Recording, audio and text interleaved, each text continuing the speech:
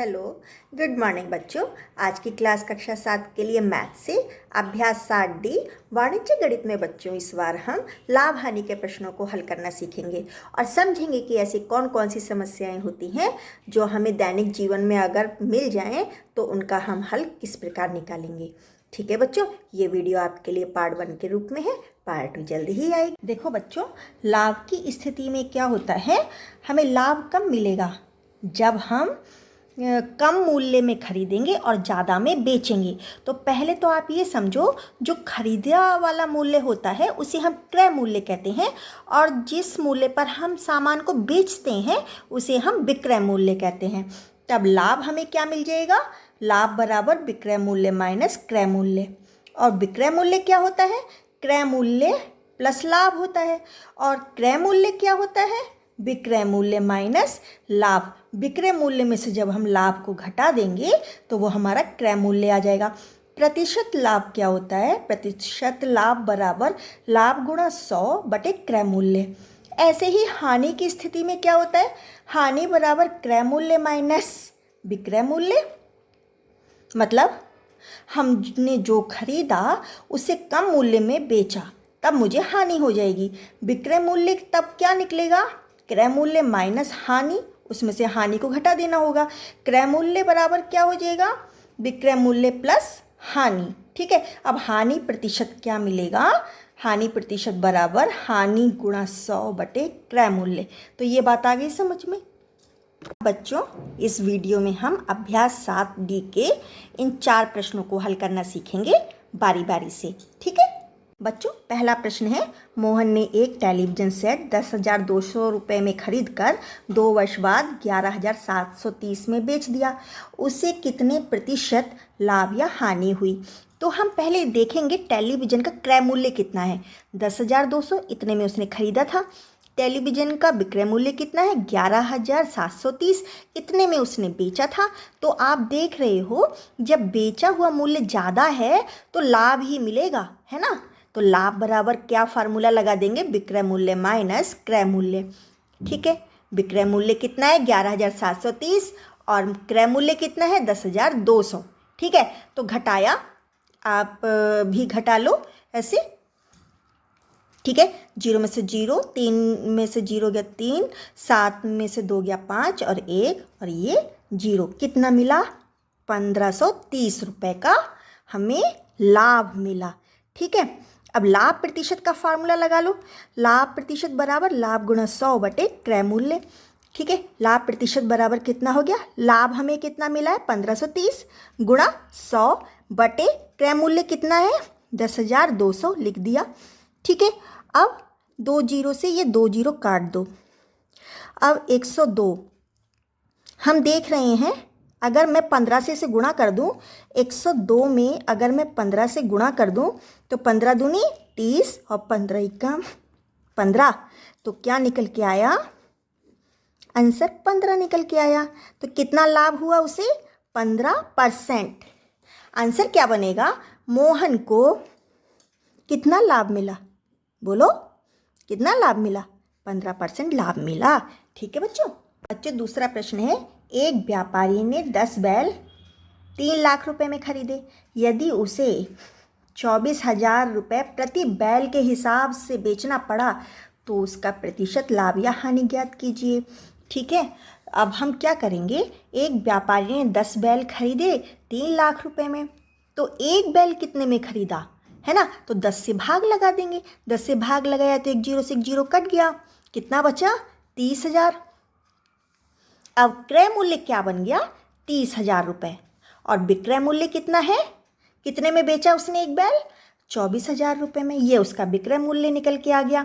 अब हमें देख रहा है कि 30,000 रुपये में खरीदा और 24,000 रुपये में बेच दिया, तो उसे तो हानि हो गई ना, लाभ तो नहीं हुआ, हानि हुई। अब हानि कैसे निकालेंगे? क्रय मूल्य माइनस विक्रय मूल्य। तो 30,000 में से 24,000 घटाएंगे तो कितना आएगा? 6,000 आएगा। ठीक है, अब हानि प्रतिशत वैसे ही निकालेंगे। हानि प्रतिशत बराबर हानि गुणा 100 बटे क्रय मूल्य। हानि कितनी हो गई? 6,000 रुपये की, है ना, गुणा 100 बटे 30,000। अब बच्चों ये 2 जीरो से 2 जीरो काट दी, ये 2 जीरो से ये वाली 2 जीरो काट दी, और 3 एकम 3, 3 दूनी 6 और एक ये जीरो, कितना आ गया 20%। आंसर क्या बना, व्यापारी को 20% की हानि हुई। आया बच्चों समझ में, बहुत आसान है। अब बच्चों तीसरा प्रश्न है, एक फर्नीचर विक्रेता एक अलमारी 5,000 रुपये में खरीद कर 14.1/2% लाभ लेकर राकेश को बेच देता है। राकेश ने वह अलमारी कितने में खरीदी, है ना। तो क्या हम देखेंगे, अलमारी का क्रय मूल्य कितना है, 5,000 रुपये है, और लाभ प्रतिशत उसे कितना मिला है, 14.1/2%, है ना। अब इसको कैसे कर सकते हैं, इसको सरल कर लो, 14 में गुणा की 2 करेंगे और प्लस 1, 14 गुणा 2 प्लस 1/2, है ना, कितना हो जाएगा, 14 दूनी 28 और 1 29/2%। अब हमें लाभ निकालना है और विक्रय मूल्य भी निकालना है। तो लाभ प्रतिशत से पहले लाभ निकाल लो, कैसे निकालेंगे, लाभ गुणा 100 बटे क्रय मूल्य। अब लाभ प्रतिशत कितना है, 29/2 बराबर लाभ गुणा 100 बटे क्रय मूल्य कितना है, 5,000 है, 5,000 लिख दिया। अब हम करेंगे यहाँ पे क्रॉस वाली गुणा, ठीक है, ये क्रॉस वाली गुणा करेंगे तो क्या आ जाएगा, लाभ गुणा 2 गुणा 100 बराबर 29 गुणा 5,000। ये आ रही है बात समझ में, ठीक है। अब लाभ बराबर कितना हो जाएगा, 29 गुणा 5,000, और ये जो गुणा में है यहाँ आएगा बराबर के इधर, तो भाग हो जाएगा 2 गुणा 100 बटे में 2 गुणा 100। अब ये 2 जीरो से 2 जीरो काट दिया, 2 से 50 को काट दिया, 25 दूनी 50 होता है। अब 29 और 25 की गुणा कर दी, ठीक है, 25 ने 225 की 5 हासिल 22, 25 दूनी 50 और 22 72, कितना आ गया, 725 रुपये का लाभ मिल गया, है ना। अब हम क्या करेंगे, विक्रय मूल्य हमें निकालना है कि राकेश को उसने कितने रुपए में बेचा, ठीक है। तो विक्रय मूल्य क्या होता है, क्रय मूल्य प्लस लाभ, तो 5,000 में हम 725 रुपये जोड़ देंगे, है ना। तो कितना निकल आएगा, 5,725 रुपये में राकेश ने वह अलमारी खरीदी थी। आंसर क्या आ गया, राकेश ने वह अलमारी कितने में खरीदी, रुपये 5,725 में खरीदी, ठीक है। अब बच्चों चौथा प्रश्न है, एक व्यापारी ने 15 कुंटल गेहूं रुपये 980 प्रति कुंटल के भाव से खरीदा। गेहूं में घुन लग जाने के कारण उसको 5% की हानि से बेचना भी पड़ा। गेहूं का विक्रय मूल्य ज्ञात कीजिए। तो हम क्या करेंगे, एक कुंटल का मूल्य कितना है, 980 रुपये है, और 15 कुंटल गेहूं जब उसने खरीदा तो 980 में 15 से गुणा कर दो तो कितना निकल के आया, 14,700।